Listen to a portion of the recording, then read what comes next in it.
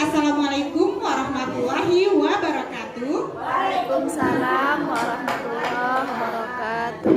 Puji syukur kehadiran Allah Subhanahu wa Ta'ala yang telah memberi rahmat kepada kita semua sehingga kita dapat berkumpul seperti biasanya setiap hari Jumat setiap minggunya di TK Negeri Pembinaan Painan ini. Kali ini saya akan mensosialisasikan filosofi pemikiran Ki Hajar Dewantara dan budaya positif. Dan tidak bosan-bosannya maka kita selalu bersalawat kepada Nabi besar Muhammad Sallallahu Alaihi Wasallam. Allahumma sholli ala Muhammad wa ala alihi Muhammad.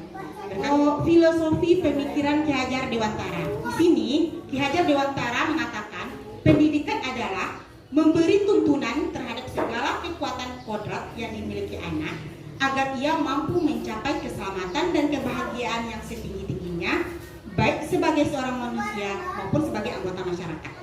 Nah, pendidikan Ki Hajar Dewantara itu mengatakan juga pendidik itu ibarat seorang petani atau tukang kebun. Nah, maksud di sini adalah yang ditanam oleh petani itu adalah bibit unggul jika disemai dengan baik, diberi pengairan, diberi pupuk, dirawat, dapat pencahayaan yang baik, maka bibit unggul yang padi yang berkualitas tinggi, yang berkualitas bagus. Dan jika petani itu menanam bibit padi yang kurang bagus dan mendapatkan perawatan yang bagus, dapat pupuk yang bagus, pengairan, dan pencahayaan yang bagus oleh petani, maka bibit yang biasa-biasa ini akan juga bisa menjadi padi yang berkualitas juga, akan bisa sama dengan padi bibit unggul tadi. Nah, jadi seperti itulah Ki Hajar Dewantara mengibaratkan kita sebagai petani ini, sebagai petani katanya. Jadi belajar itu bermain gitu. Jadi kalau kita di TK sudah melakukan kegiatan seperti itu, bermain. Nah, dan lalu yang ketiga adalah berpihak kepada murid. Berpihak kepada murid ini maksudnya adalah bagaimana kita bisa memahami murid tersebut. Jadi kita yang memahami murid, Ki Hajar Dewantara juga mengatakan bahwa menuntut itu sesuai dengan kodrat alam dan kodrat zamannya. Jadi kalau di sini kita lihat di sini berpihak kepada murid itu bagaimana cara kita merancang pembelajaran yang sesuai dengan zamannya. Nah, jadi kita pahami murid sesuai zaman sekarang ini. Zaman sekarangnya anak-anak kita itu dia anak-anak digital gitu ya. Anak-anak yang setiap hari dia memakai handphone, menggunakan YouTube. Nah, dan itu kita tidak bisa stop dan tidak bisa larang karena kecanggihan teknologi tersebut. Jadi bagaimana kita memahami murid dengan teknologi tersebut, kecanggihan teknologi. Nah, mungkin dengan apa yang disenanginya. Misalkan contoh, ketika kita melihat anak-anak kita itu setiap harinya apa gitu. Kemarin saya memperhatikan murid saya, dia sibuk bermain katanya Squid Game katanya. Ada permainan Squid Game dan saya nggak paham Squid Game itu apa. Dia main. Setelah saya tanya-tanya, ternyata permainan Squid Game itu adalah film di YouTube yang sudah viral. Ternyata bukan murid saya aja yang tahu tentang film Squid Game tersebut, tapi seluruh anak-anak ternyata sudah paham, sudah tahu apa Squid Game. Jadi berarti bermain Squid Game itu kita modifikasikan dengan pembelajaran yang ada. Jadi kita masukkan dia angka atau huruf-huruf. Jadi permainan yang sudah disenangi tadi, film-film yang disenangi anak-anak tadi itu kita bawa ke kelas dan kita modifikasikan. Itu adalah salah satu contoh keberpihakan kita kepada murid, sudah memahami murid kita. Nah, dan juga yang keempat adalah merdeka. Ki Hajar Dewantara itu mengatakan pendidikan itu merdeka. Jadi anak itu tidak lagi dia dipaksa dengan kemauan guru. Nah, jadi dengan memahami murid tadi itu, dengan pembelajaran yang menyenangkan kita berikan tadi, mereka merdeka dalam belajar. Nuntun seorang pendidik itu dia berpedoman kepada profil pelajar Pancasila. Nah, disinilah guru menuntun itu berpedoman. Jadi yang pertama itu ada profil pelajar Pancasila itu yang pertama beriman, bertakwa kepada Tuhan Yang Maha Esa dan berakhlak mulia. Budaya positif.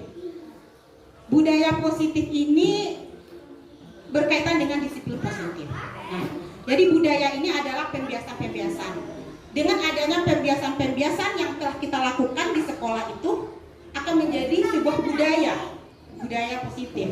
Jadi disiplin positif seperti apa yang sudah kita lakukan di sekolah kita atau di kelas kita? Apa yang sudah kita lakukan? Nah, perlu kita lakukan perubahan paradigma terlebih dahulu sebelum melakukan disiplin positif di kelas kita. Kita diajak untuk merubah cara pandang kita terhadap disiplin itu. Nah, di sini ada sebuah teori yang sangat berlawanan, tentang disiplin. Katanya di sini ada stimulus respon dan juga teori kontrol. Antara stimulus respon dan teori kontrol ini sangat berlawanan sekali cara pandang mereka. Di sini dia memandang tentang dunia, tentang kehidupan ini dipandangnya. Yang pertama, kata stimulus respon itu kebutuhan kita sama katanya. Kebutuhan kita sama. Sedangkan di teori kontrol mengatakan kebutuhan kita berbeda. Jadi ada perbedaan cara pandangnya mengenai kebutuhan. Lalu di stimulus respon mengatakan semua orang melihat hal yang sama. Sini. Sedangkan teori kontrol mengatakan setiap orang memiliki gambaran yang berbeda. Stimulus respon itu mengatakan perilaku buruk tidak sebagai suatu kesalahan. Sedangkan teori kontrol mengatakan semua perilaku memiliki tujuan, baik itu perilaku buruk sekalipun. Nah, jadi walaupun dia melakukan suatu perilaku buruk, pasti ada tujuan yang dilakukannya. Pemaksaan ada pada saat bujukan gagal. Jadi ketika kita sudah membujuk orang itu, namun gagal, lakukan pemaksaan. Kata stimulus respon.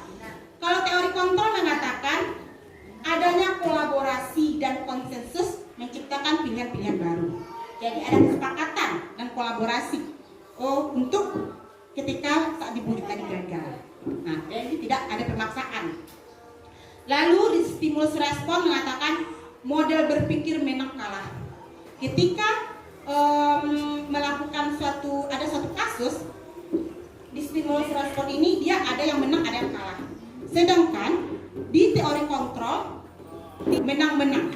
Jadi ketika ada sebuah kasus permasalahan antara orang yang berkasus ini, dia akan menang kedua-duanya. Nah, itu adalah paradigma tentang disiplin.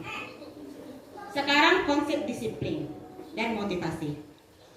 Menurut Ki Hajar Dewantara, disiplin adalah disiplin diri, memiliki motivasi internal. Jadi jika kita tidak memiliki motivasi internal, motivasi dalam diri kita, maka kita perlu pihak lain untuk mendisiplinkan kita. Itu namanya motivasi eksternal dari luar, gitu. Disiplin diri juga mempelajari bagaimana cara kita mengontrol diri dan bagaimana menguasai diri kita untuk memiliki tindakan yang mengacu kepada nilai-nilai yang dihargai. Nah, jadi begini Bu, di dalam mendisiplinkan diri kita itu memang kesadaran dari diri kita sendiri. Ketika kita tidak memiliki kesadaran diri, gitu, memang kita butuh orang lain untuk mensadarkan diri kita. Namun itu hanya sementara saja. Orang lain itu membantu kita mendisiplinkan diri kita itu hanya sementara saja. Nanti selepasnya harus kita munculkan dari dalam diri kita. Seperti itu. Ada 3 motivasi perilaku manusia. Yang pertama, untuk menghindari ketidaknyamanan atau hukuman. Kadang-kadang ada sesuatu hati awak melakukan itu dan enggak, tapi kita lakukan. Jadi kita perilaku kita hanya untuk menghindari ketidaknyamanan aja atau hukuman. Kalau kita lakukan ini, hukuman bego aja lakukan lain. Nah, itu contohnya. Lalu yang kedua, untuk mendapatkan imbalan atau penghargaan dari orang lain. Nah, kita melakukan sesuatu itu karena imbalan. Kalau kita melakukan ini, nanti kita akan dapat ini. Kita akan dapat penghargaan, gitu. Nah, lalu perilaku manusia yang ketiga, untuk menjadi orang yang mereka inginkan dan menghargai diri sendiri dengan nilai-nilai yang mereka percayai. Banyak kita akan melakukan, yang kita kembangkan adalah perilaku manusia yang ketiga ini, menghargai nilai-nilai yang kita percayai. Keyakinan kelas. Mengapa keyakinan kelas? Kenapa tidak peraturan kelas saja? Di sini kita lihat, keyakinan adalah nilai-nilai kebajikan atau prinsip-prinsip universal yang disepakati bersama. Lepas dari latar belakang suku, negara, bahasa maupun agama. Menurut Gosen 1998, suatu keyakinan akan lebih memotivasi seseorang dari dalam atau motivasi secara intrinsiknya. Seseorang akan lebih tergerak dan bersemangat untuk menjalankan keyakinannya daripada hanya sekedar mengikuti serangkaian peraturan. Kalau pembentukan keyakinan kelas, cara kita membuat keyakinan kelas. Keyakinan kelas bersifat lebih abstrak daripada peraturan yang lebih rinci dan konkret. Keyakinan kelas berupa pertanyaan-pertanyaan universal. Yang ketiga, pernyataan keyakinan kelas senantiasa dibuat dalam bentuk positif. Jadi kelas hendaknya tidak terlalu banyak sehingga mudah diingat dan dipahami oleh semua warga kelas. Lalu, keyakinan kelas sebaiknya sesuatu yang dapat diterapkan di lingkungan tersebut. Jadi semua warga hendaknya ikut berkontribusi dalam pembuatan keyakinan kelas lewat kegiatan curah pendapat. Lalu bersedia meninjau kembali keyakinan kelas dari waktu ke waktu. Perbedaan kita lihat antara peraturan dan keyakinan kelas. Nah, di sini peraturan.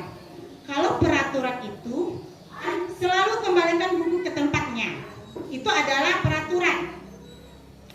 Kalau keyakinan kelas ada nilai kebajikan yang dituju. Tanggung jawab. Jadi ini penulisannya seperti ini. Lalu di peraturan kelas kita menulis dilarang mengganggu orang lain. Kalau di keyakinan kelas menghormati orang lain dan diri sendiri. Gunakan masker kata peraturan. Di sini kesehatan, keselamatan. Pergantian atau menunggu giliran. Hormati orang lain atau kesabaran. Jangan berlari di kelas atau koridor. Keselamatan, keamanan. Nah, jadi inilah cara penulisan dalam membuat keyakinan kelas.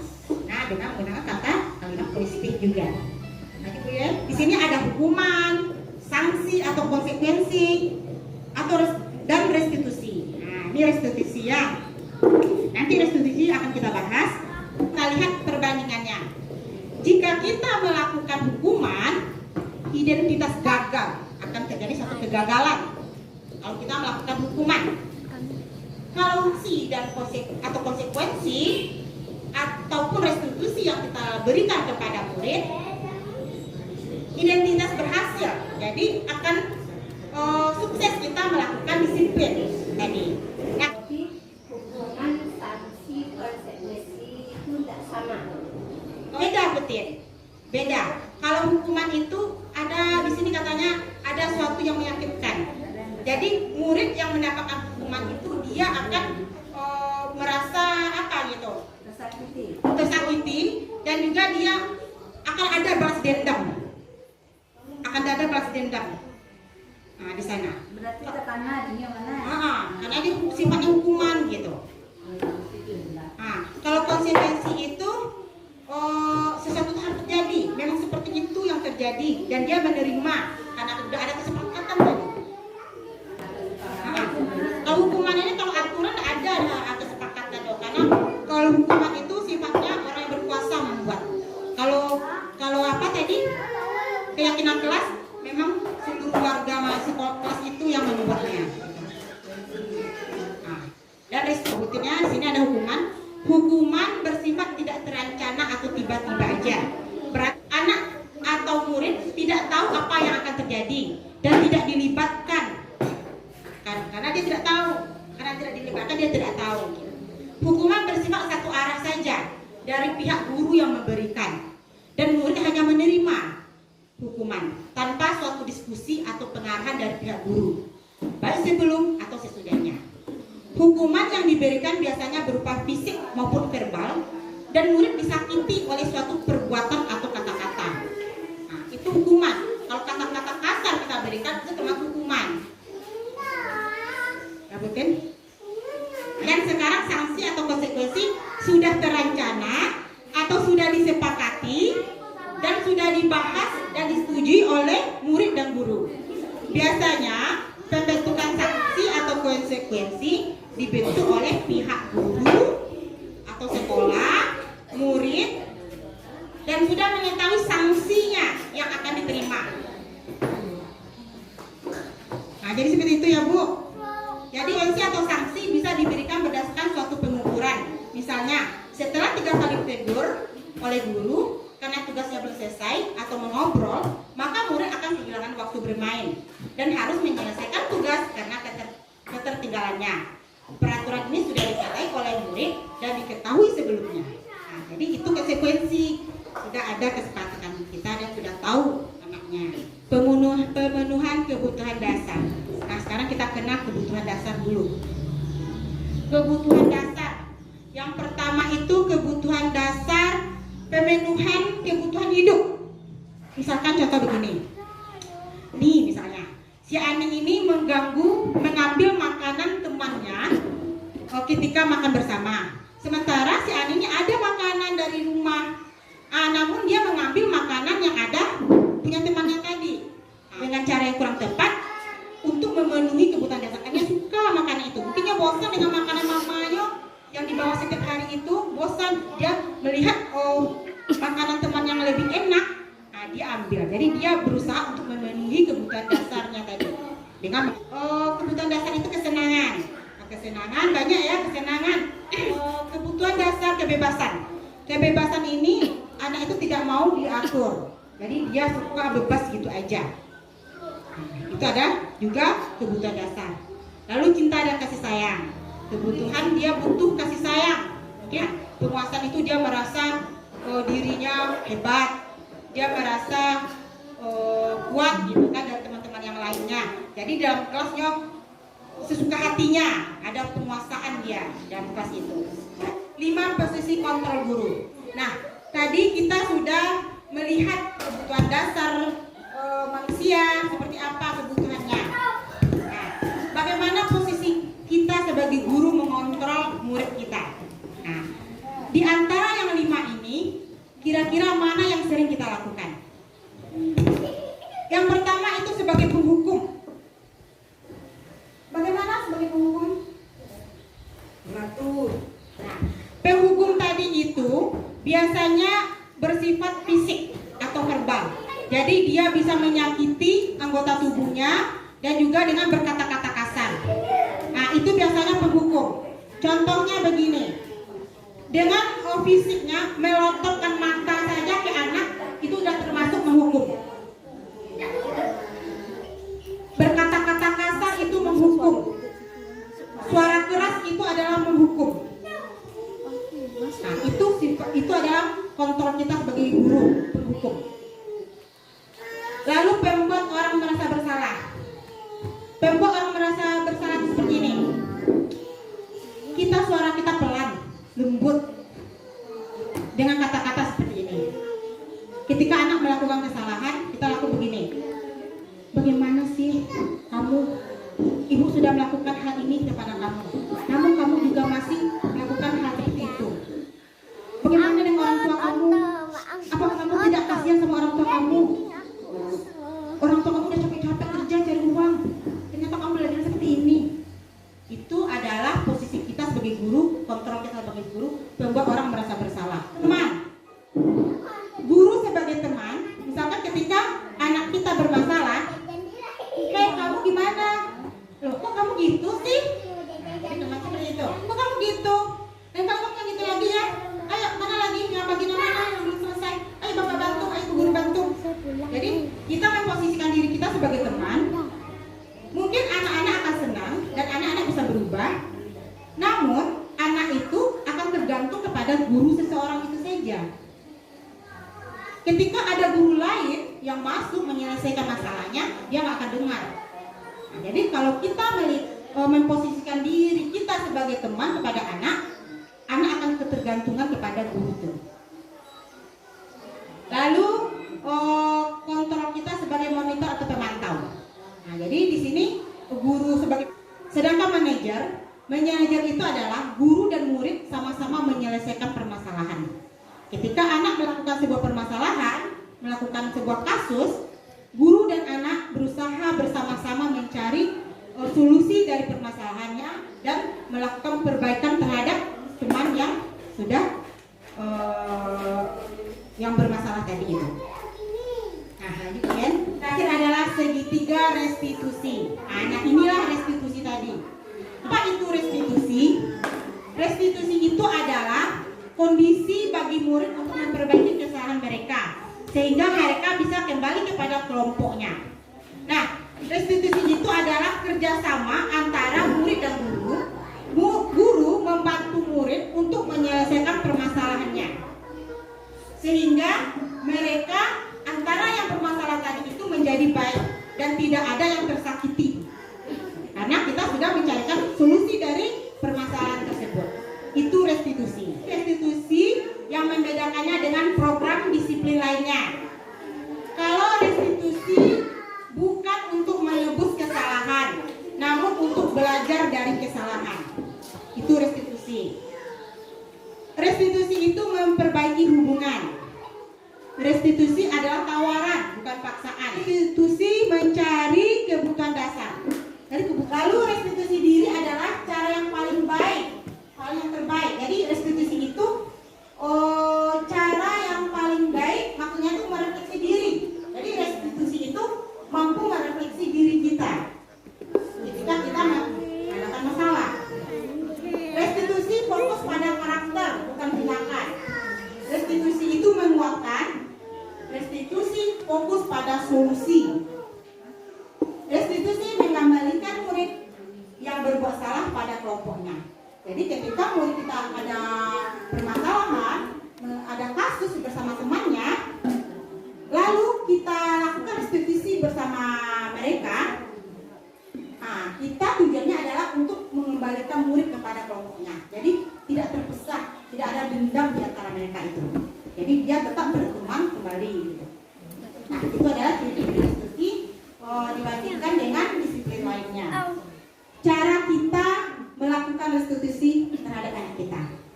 Ketika anak kita melakukan permasalahan bersama temannya, ada permasalahan, kita cara melakukan itu dengan cara segitiga restitusi ini. Yang pertama itu menstabilkan identitas. Contohnya, menstabilkan identitas dulu.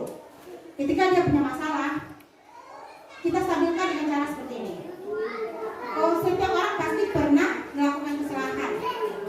Kamu bukan satu-satunya yang pernah melakukan ini.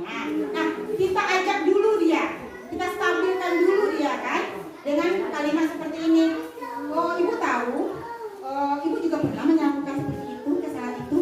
Jadi kita stabilkan dulu. Setiap orang pasti melakukan ini, bukan hanya kamu. Jadi gitu. Jadi kita stabilkan dulu. Lalu yang kedua itu sisi yang keduanya adalah validasi tindakan yang salah. Contohnya seperti ini. Kamu tentu punya alasan mengapa kamu melakukan itu. Atau adakah cara yang lebih efektif untuk mendapatkan apa yang kamu butuhkan? Nah, jadi kita validasi, kita tanyakan gitu. Kamu pasti tentu punya alasan mengapa kamu melakukan itu. Jadi nanti akan keluar kenapa dia melakukan itu, gitu kan? Kenapa kamu melakukan itu, gitu kan? Lalu menanyakan keyakinan yang telah disepakati tadi. Nah, keyakinan apa yang telah kita sepakati? Nah, setelah kita menstabilkan murid kita, lalu memvalidasi tindakan yang salah tadi, lalu kita tanyakan lagi, apa keyakinan yang sudah kita sepakati? Oh iya Bu. Nah, contohnya seperti ini. Ketika murid saya dalam mencuci tangan, tidak antri gitu. Ada salah satu teman menyerobot teman yang lain gitu kan, menyerobot teman yang lain, tidak antri. Nah, lalu teman yang di belakangnya pasti akan marah. Sementara teman yang lainnya udah antri, tiba-tiba dia tidak antri gitu. Jadi disitulah kita selesaikan, kita restitusikan dia. Hal pertama yang kita lakukan adalah melakukan tabir. Oh iya, teman-teman kamu yang lain juga pernah seperti itu. Kadang-kadang teman-teman yang lain juga menerobos seperti ini.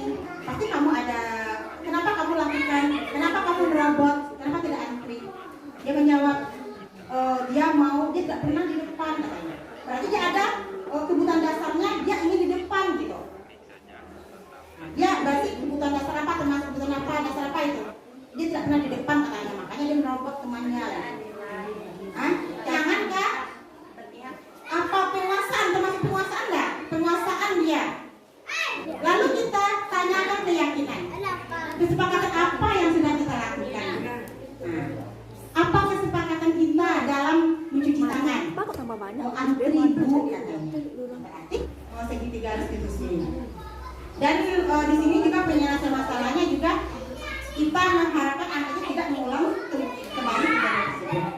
Ya. Nah, itu ibu-ibu sudah habis. Itulah materi yang sudah saya pelajari. Mudah-mudahan kita bisa terapkan di kelas kita masing-masing. Memang tidak mudah ya untuk menerapkannya. Tapi coba kita biasakan dulu dalam melakukan seperti ini.